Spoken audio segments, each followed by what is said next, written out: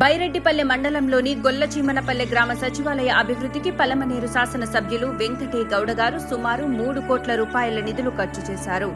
గొల్లచీమనపల్లెలో MGNREGS నిధులతో రైతు భరోసా కేంద్రం నిర్మించబడింది. ఎంజీఎన్ఆర్ఈజీఎస్ నిధులతో నిర్మిస్తున్న గ్రామ సచివాలయ భవనం, హెల్త్ సెంటర్ నిర్మాణ దశలో ఉన్నాయి. గడప గడపకు మన ప్రభుత్వం నిధులతో ఇంటర్నల్ సీసీ రోడ్ల నిర్మాణం పూర్తి చేయడం జరిగింది. మండల నిధులతో ఇంటర్నల్ సీసీ డ్రైన్ల నిర్మాణం పూర్తి చేయడం జరిగింది. ఎంపీ ఫండ్ నిధులతో సీసీ రోడ్ నిర్మాణం జరిగింది. ఎక్స్టర్నల్లీ ఎయిడెడ్ ప్రాజెక్ట్స్ వారి నిధులతో ఇంటర్నల్ సీసీ రోడ్ నిర్మాణం చేపట్టడం జరిగింది. నాడు నేడు కార్యక్రమం ద్వారా విద్యార్థులకు మెరుగైన విద్యను అందించే క్రమంలో మండల ప్రజా పరిషత్ పాఠశాల గడ్డిండ్లు ఆధునీకరించగా, మండల ప్రజా పరిషత్ పాఠశాల మురారిపల్లె మరియు గొల్లచీమనపల్లెలో నాడు నేడు కార్యక్రమం ద్వారా ఆధునీకరించే ప్రక్రియలో ఉన్నాయి. నూతనంగా వైఎస్ఆర్ జగనన్న కాలనీల నందు 44 గృహాలు మంజూరు కాగా, అందులో 23 గృహాలు పూర్తి అవ్వగా మిగిలినవి నిర్మాణ దశలో ఉన్నాయి.